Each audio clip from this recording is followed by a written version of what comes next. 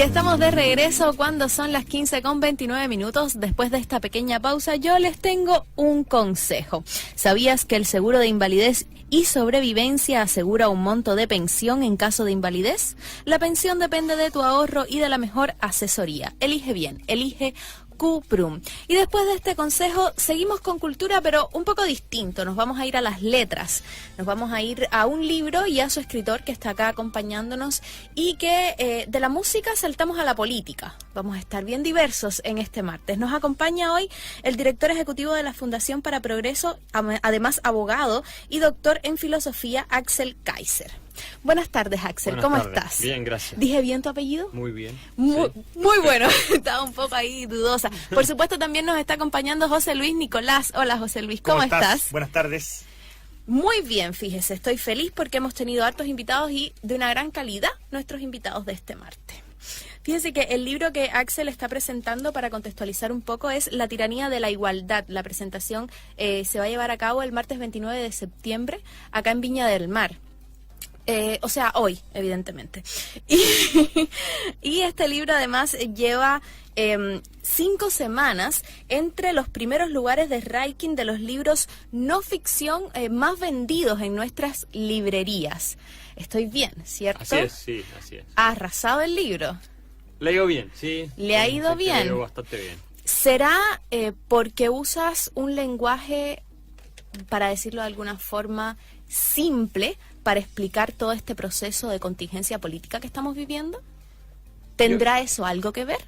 Yo creo que las razones son varias. En primer lugar, sí, está escrito de una forma, por lo que los lectores han dicho, bastante fácil de entender, temas que son relativamente complejos, atractiva, hasta cierto punto mantiene la atención del lector, entretenida, por lo que me han dicho la gente que la ha leído.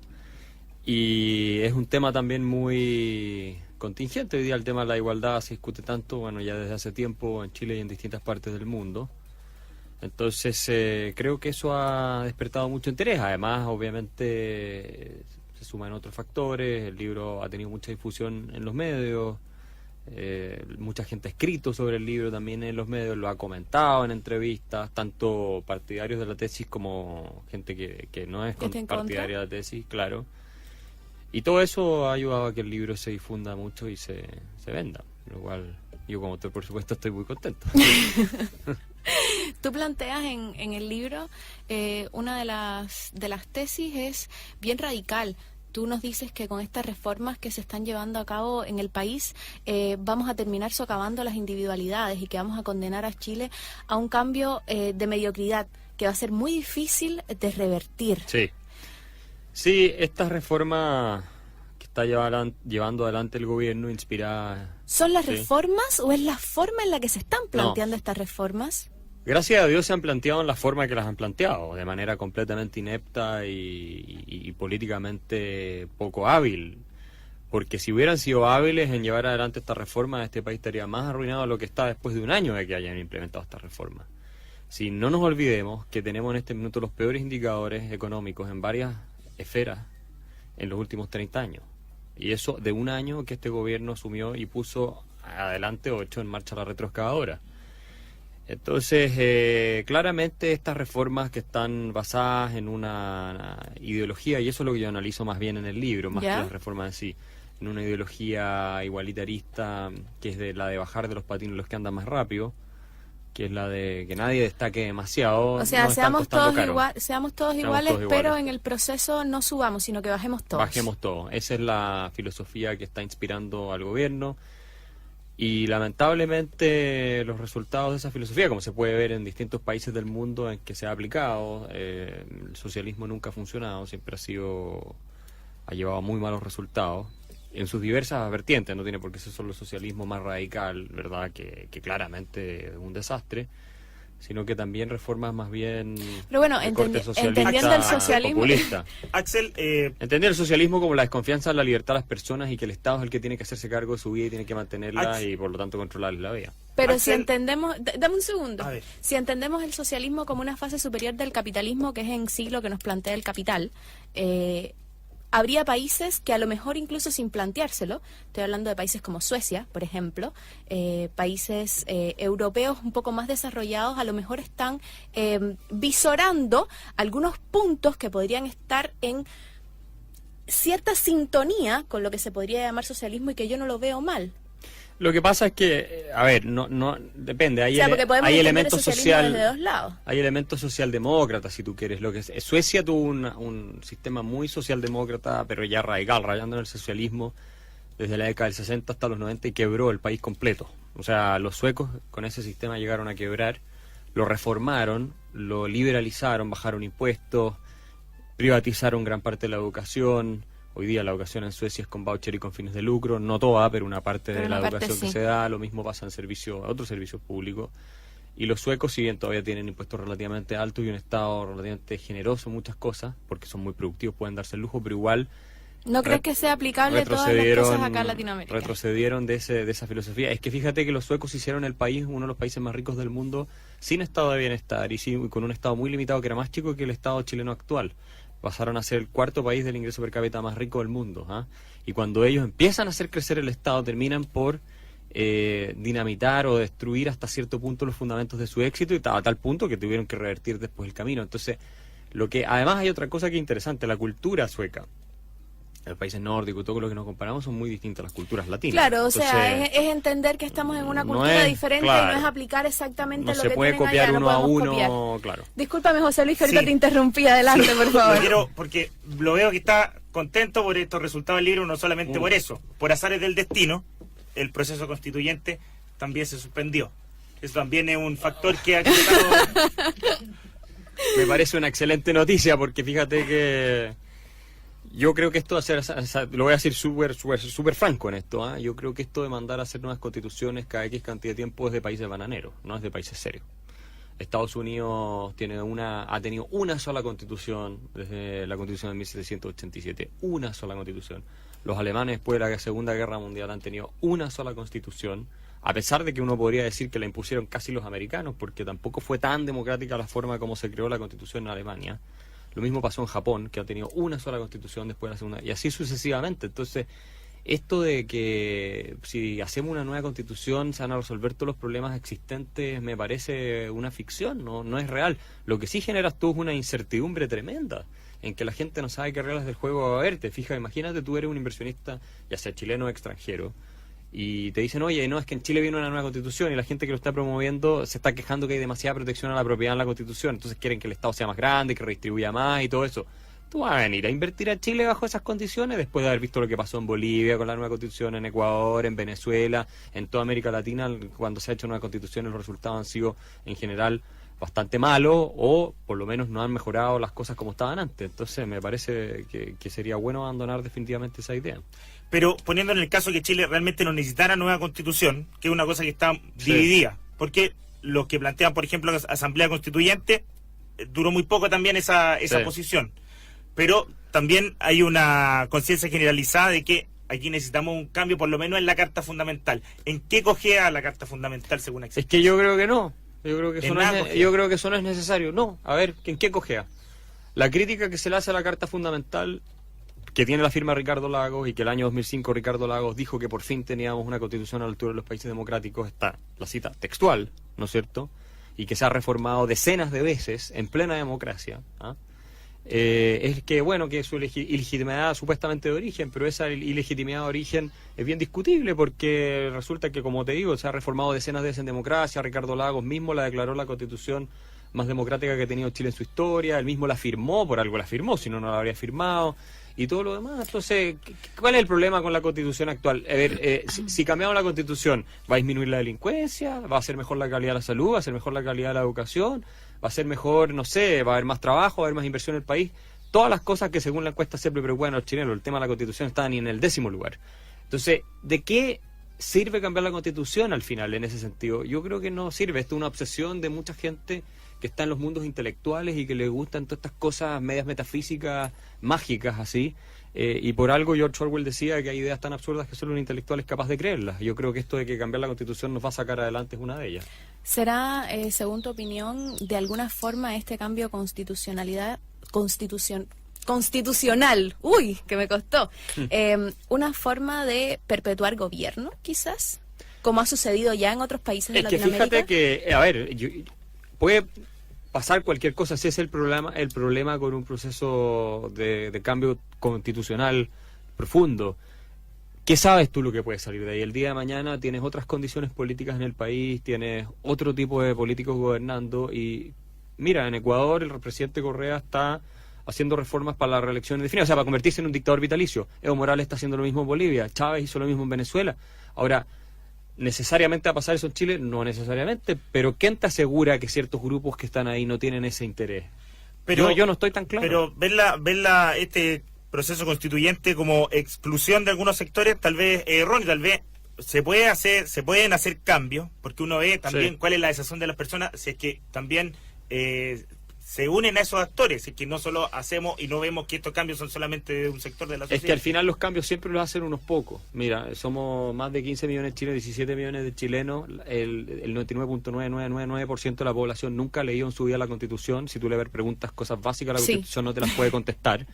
Y esto es un tema que le preocupa a un grupito minoritario de intelectuales y algunos políticos que a través de esto están viendo un instrumento para incrementar el poder que ellos tienen, nada más. Entonces, no son los problemas que realmente afectan a las personas, la delincuencia, el terrorismo en el sur, el problema del crecimiento económico. Hoy día el desempleo está aumentando en Chile, la inflación está muy alta. Todas esas cosas no las va a resolver con una constitución. El que crea eso vive en un mundo mágico, un mundo de fantasía, y lo están tratando de convencer a las personas a vender esta pomada de que si hacemos una nueva constitución realmente vamos a tener la solución a los problemas, que es lo mismo que han hecho en Venezuela, en Ecuador y en todas esas partes. No ha funcionado. Mira cómo están esos países completamente arruinados hoy día, peor que antes, digamos, incluso. Entonces, al final no veo yo cuál es la justificación de cambiar algo que hasta cierto punto ha funcionado razonablemente, incluso gente de centro izquierda te lo reconoce, y que tú podrías modificar con las mismas reglas que están adentro. O sea, no tienes por qué hacer algo completamente nuevo. De hecho, insisto, la Constitución esta tiene decenas de reformas. Hoy día ya prácticamente tiene muy poco de los enclaves que supuestamente se habían, no supuestamente, sino que claramente venían del tiempo de, ¿no es cierto?, del régimen militar, y eso ya no está, ni siquiera el sistema binominal está. Entonces, ¿qué es lo que quieren cambiar? Yo no entiendo, ¿qué cosa? ¿Que quieren poner un derecho a la felicidad de todo el mundo? Que lo pongan, no va a servir de nada. Te veo como un hombre totalmente apasionado. Sí, muy apasionado. Nos estamos conociendo recién, sí. pero se te emana por los poros esta pasión con la actualidad nacional. ¿Fue esa pasión lo que te inspiró a escribir La tiranía de la igualdad? Sí, la pasión, y lo que me parece a mí que es mi obligación, que hacerle una contribución a mis compatriotas, básicamente, y lo que me motiva es el cariño que le tengo al país, a Chile, a pesar de que mucha gente no está de acuerdo con lo que uno dice o con lo que digo yo. Sin embargo, creo que hay muchos que están dispuestos a oír argumentos y eso es lo que le hace falta a Chile, el diálogo. Se ha puesto mucho de moda esta cosa de pelearse más que de conversar. Entonces, ¿por qué no conversamos con argumentos racionales y sin descalificarse las distintas posturas? Uno puede ser duro en su postura, pero muy respetuoso en la forma. Y yo estoy tratando de hacer una contribución a ese diálogo más civilizado y creo que ese es el camino para que el país avance y logremos un consenso que nos beneficie al final a todos, porque todos queremos que el país le vaya mejor. O sea, yo quiero que mi sueño es que este país de mañana sea tan próspero como Suiza, por decir algo. Ese es mi sueño. Y para eso, créanme que la Asamblea Constituyente o la nueva Constitución no va a ser un camino que nos va a llevar, digamos, a buen destino. Pero para llegar a Suiza, o para llegar a los grandes es un países, sueño. Para llegar a esos países, digamos países europeos desarrollados. No, para llegar a esos países que tú hablas, hay que recorrer un largo camino. Y sí, claro. Ensayo y error. Y tal vez ensayo y error, no por tratar, porque obviamente lo que tú estás con una tesis detrás bastante más amplia, pero también hay que empezar a hacer borrón y cuenta nueva muchas cosas. ¿Dónde hay que hacer borrón y cuenta nueva si no es la Constitución? Oye, es que no, mira, lo primero que tenemos que cambiar es la mentalidad que tenemos muchos en este país, que es una mentalidad que tiene que ver con, que se ha ido instalando, que tiene que ver con que cada vez menos se cree en la confianza o en la responsabilidad individual y en la libertad de las personas de salir adelante. Y cada vez se confía menos en que la gente es capaz de lograr salir adelante. Estamos cada vez más concentrados en cómo redistribuir lo poco que tenemos en vez de cómo hacer crecer la torta. Estamos cada vez más con una religión que ve en el Estado casi que la fuente de solución de todos los problemas, cuando en realidad es muchas veces la fuente de los problemas que tenemos. Entonces tenemos que ir cambiando esas ideas y tratar de aprovechar las oportunidades que el mundo globalizado nos está dando, porque si bien es cierto, también por un lado competimos mucho, por otro nos da oportunidades. Entonces tenemos que partir por ahí. Si al final lo que hace la diferencia en los países no es ni los recursos naturales, no es ni la cordillera o no que tengan, ni el mar, ni nada de eso, lo que hace la diferencia es lo que todos tenemos al final en nuestra cabeza. Y lo que estamos dispuestos a hacer por salir adelante, no, estamos dispuestos a trabajar, esforzarnos y todo lo demás por salir adelante. Estamos dispuestos también, obviamente, a ayudar a los que más lo necesitan, que es fundamental, pero también estamos dispuestos a ser bien francos, honestos y decentes como empresarios, como trabajadores, como políticos, todos al final. Aquí no podemos decir en Chile, mira, aquí hay un grupito que tiene la culpa de todo, ¿ah? Como un poco como llegó el gobierno, que dijo, no, aquí están los poderosos siempre que tienen la culpa de todo lo que nos está pasando, poco menos que si nos deshacemos de ellos vamos a vivir todos en el paraíso, que era una cosa absurda. Resultó que por pegarle a los poderosos de siempre, entre comillas, ¿no es cierto?, con la reforma tributaria se les desplomó la inversión, cayó el empleo, la gente está empezando a ser despedida y todo lo demás. ¿A quién están afectando?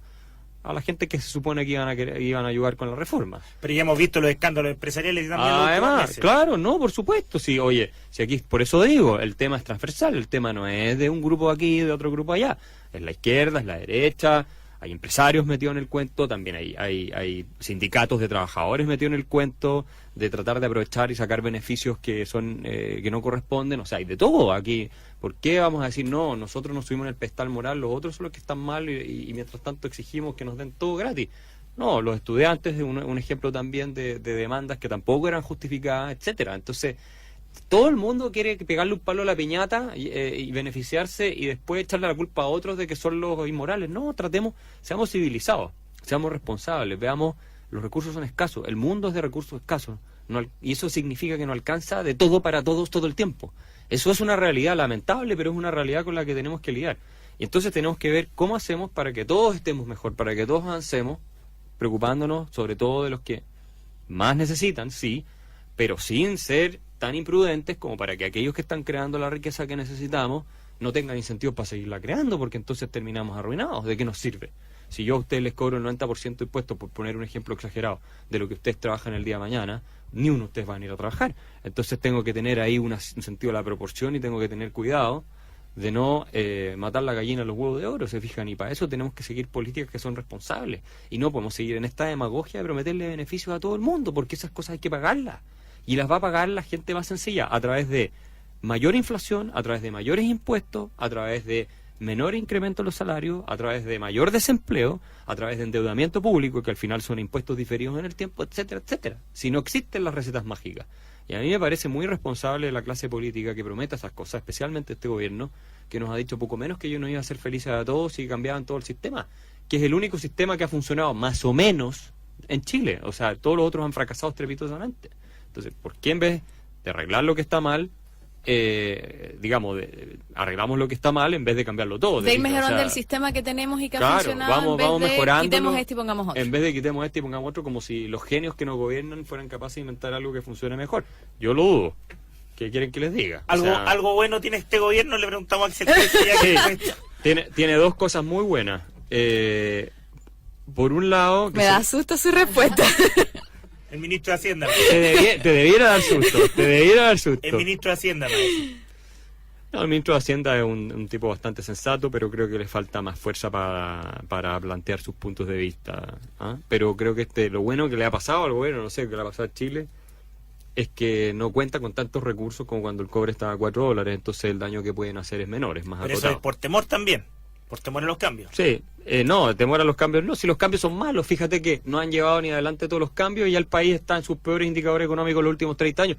¿Qué más quiere la gente para tener evidencia de que este modelo que ellos están proponiendo no funciona? Además con una hipocresía bastante grande, porque mientras hablaban de la igualdad para todos ya vimos que eran financiados ni más ni menos que hasta por el yerno de Pinochet. Entonces, y eso se aplica a la campaña de Bachelet, se aplica a Meo, se aplica, o sea, ni hablar del caso Cabal, del hijo de Bachelet, que se hizo multimillonario. ¿No? Y el caso Penta también. Caso Penta. No, pero por eso es que como estaba hablando el gobierno, a la derecha se le aplica lo mismo. Lo que pasa es que el tema de la derecha que la financia los empresarios era algo como que todo el mundo ya tenía asumido. Que lo esperaban. Pero entonces no había ese doble discurso. En el caso de la izquierda había un doble discurso mucho más grande, ¿te fijas?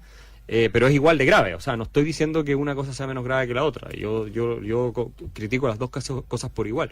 Pero ¿qué vamos a hacer? Ese es el país que tenemos y tenemos que tratar de generar un clima de cordialidad, de amistad cívica y de que, porque no podemos decir ahora, bueno, que todo el mundo se vaya para la casa, ¿qué es lo que vamos a terminar así? Entonces, que la gente tanto a la izquierda como a la derecha haga su mea culpa, los más responsables den un paso al lado, que se le dé te fijas, el espacio a las nuevas generaciones y que las nuevas generaciones asuman un compromiso un poquito más serio, de honestidad, de transparencia, de accountability con la población, con la gente.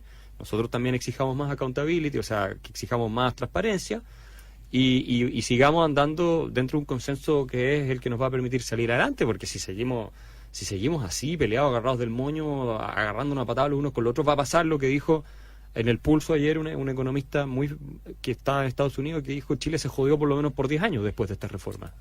Entonces, yo creo eso, yo creo que ahora tenemos 10 años que van a ser muy complicados, pero ojalá que logremos cierta sensatez. Lo hemos hecho en el pasado, tenemos historias de éxito en el país, podemos repetirlas, pero tenemos que dejar al lado la animadversión y la mala onda. O sea, si seguimos con esta mala onda y culpando uno a los otros todo el rato de todo, no vamos a llegar a ninguna parte. Pero todas las reformas han sido conversadas, se ha conversado con todos los sectores, se han revisado todas las opiniones. No, yo no estoy de acuerdo. Ellos vinieron a pasar la retroexcavadora y vinieron a imponer su punto de vista y como para aparentar de que había algo de democracia en lo que ellos estaban haciendo, te dijeron ya, pues ven a darnos tu opinión mientras se ponían a escuchar música o cualquier otra cosa. O sea, si tú hablas con la gente que ha ido a dar su punto de vista a las distintas comisiones de educación, a comisión de la reforma laboral, etcétera, y les preguntas, oye, ¿te han oído? ¿Ha tenido alguna llegada a tu punto de vista y todo? Te van a decir no, fue como hablarle a la pared. O sea, es como para la pantalla, vinieron, pero al final la retroexcavadora la pasan igual, te fijas. Entonces, ¿y cuál es el problema? El problema es que las reformas son malas en esencia, son malas estas reformas, porque ponen incentivos que son muy poco dados a premiar la libertad individual, el esfuerzo, te fijas, el mérito y todas esas cosas. Le ponen todo la carga en el gobierno, entonces el gobierno se hace cargo de todo y benefician a grupos de interés. ¿Y cuándo funcionaba eso? A ver, ¿en qué país funciona eso donde el gobierno se hace cargo de todo? Vamos a ver Argentina cómo está, cómo funciona cuando el gobierno se mete en todo. No, pero si es que no.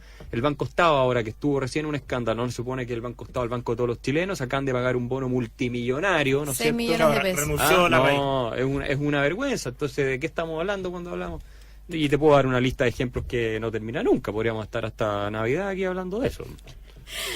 Se nos vienen tiempos difíciles, según Axel Kaiser, y si usted quiere leer y saber, aprender más sobre su punto de vista, pues ahí tiene el libro, La tiranía de la igualdad. Sé que tienes una gira para promocionar el libro. Sí, a través de Chile estamos presentándolo, ya estuvimos en Concepción, vamos a estar en Temuco, en Punta Arenas, en Puerto Vara, y bueno, hoy día acá en Viña Valparaíso, y así estamos siguiendo adelante con esto, para plantear este otro punto de vista que está un poquito ausente todavía del debate. Axel, hacerte una preguntita antes. Esto es ya fuera del debate.